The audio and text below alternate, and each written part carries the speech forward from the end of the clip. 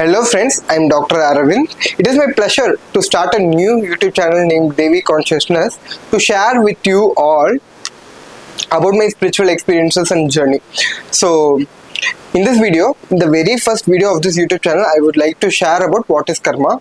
Is karma really there or not? So apart from that, we will try to burst the myths and misconceptions about karma and try to really understand what it is. Okay, so first, what we have already understood about karma.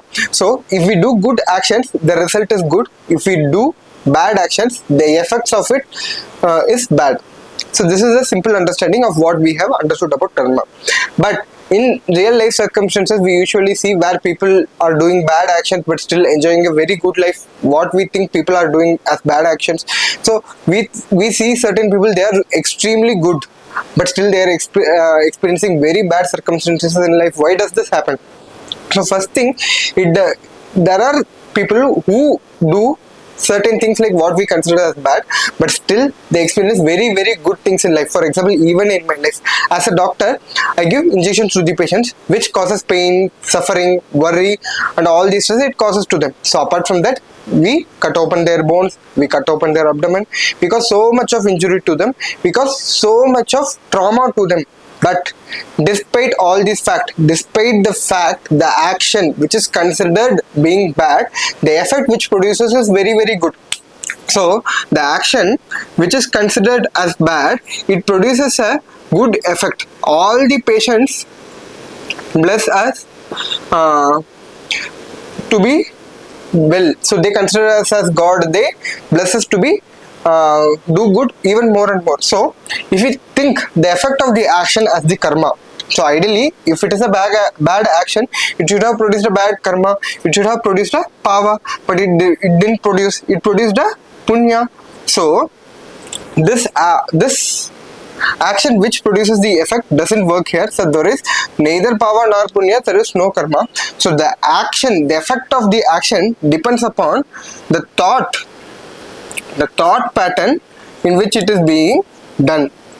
For example, even in the military personnel, they kill the enemies. Killing is definitely a bad act. There is nothing to deny that killing is a bad act. But despite killing someone else, some human's life, they are considered as very good person. They are considered as great person. They are considered as patriots. They protect our nation. The entire nation praises them for their sacrifice. But despite this act, despite doing a bad act, they earn a good effect. So this karma doesn't matter. So this thought pattern behind which the action is done, the thought pattern based on which the action is done matters.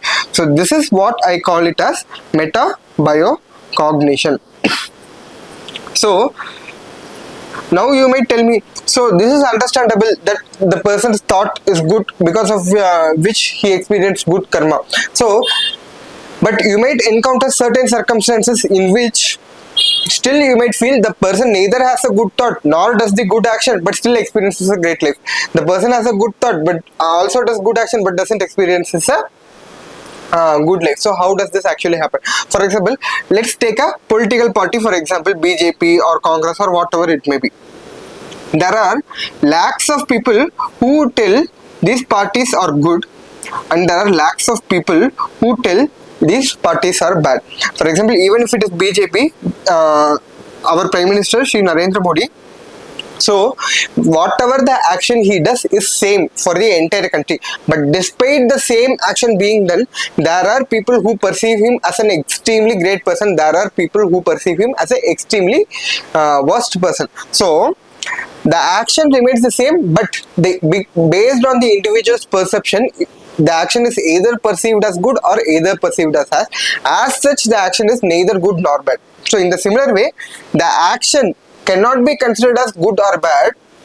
It is only the human's perception which makes it as good as bad. So we cannot say what is good and what is bad. So this is just our own perception. So this thought pattern, how it is formed, let's understand how this karma is formed. So the karma is divided into three based on the what has been achieved before birth and what has been achieved from birth till now. So whatever the karma that has been achieved from birth till whatever the karma that has been achieved before birth is called as Sanjita karma, and whatever the karma that has been achieved from birth till now is called as Prarabdha karma, and whatever the karma that we are going to experience ahead is called as Agami karma. The Sanjita and Prarabdha karma is going to influence the Agami karma. As I have already told, there is nothing called karma, so it is only the pattern of thoughts which make us to do certain actions, and the certain actions again bring a certain change in the thought pattern, which again makes us to the certain things. So this is a cycle which makes us to do the same actions again and again. That's why I call this karma as Proclivism. Okay, so as there is no karma, so this is called as innate Proclivism, and the Prarabdha karma is called as acquired Proclivism, and the Agami karma is called as yet to be acquired Proclivism. So let's understand this in simple terms. So what is this innate Proclivism? If we have two children, both are of age 2 years. So if you ask both of them to share a toy, one may share the toy readily with the others to play with others, but the other might not share the toy readily. He might be so much possessive of whatever the things he has. So why does this happen? No one goes and teaches a 2-year-old kid whether you should share a toy or not. Even before someone else teaches and imparts the good qualities on them, they naturally have a tendency what to be done and what not to be done.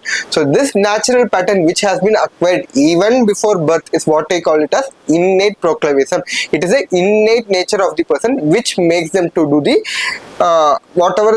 makes them to do the next actions after birth.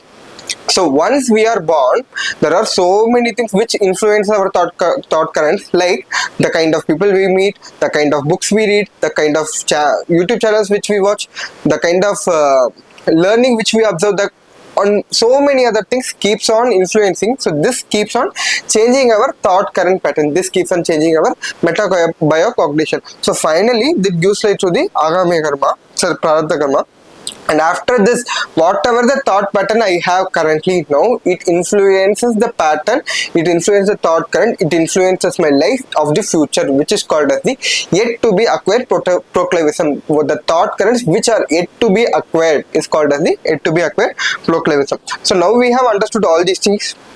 So this thought current, how it is formed, we have understood. So this thought current, whenever, even if you are seeing this video, your idea about karma gets changed, might get influenced. So this thought current is not stable, it is getting modulated each and every moment. So based on this thought current only, the entire life also runs. So by remodulating this metabiocognition in the way we want, we can change the life for a higher possibilities. So this is what I have detailedly elaborated in my upcoming book on metabiocognitive remodulation in the light of Yoga Sutras for a life of higher possibilities. So the Kindle version, the Amazon ebook version of the book is already available. The link of it I will share it below in the description. So apart from that, I will try to make the hardcover also available as soon as possible. So I hope this video was useful for you. So in the next upcoming videos, we will try to understand more about karma. Is there really a life before birth? Is there a life really after birth? Is there a rebirth? So, and how this metabiocognition can be changed and how this karma can be dissipated. We will discuss more about all these topics in the upcoming videos.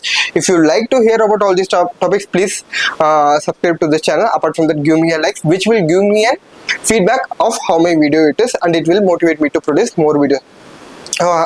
So I hope this video was useful for you. I will see you in one another useful video like this. Until then, it's Aravind signing off. Thank you. Prosper and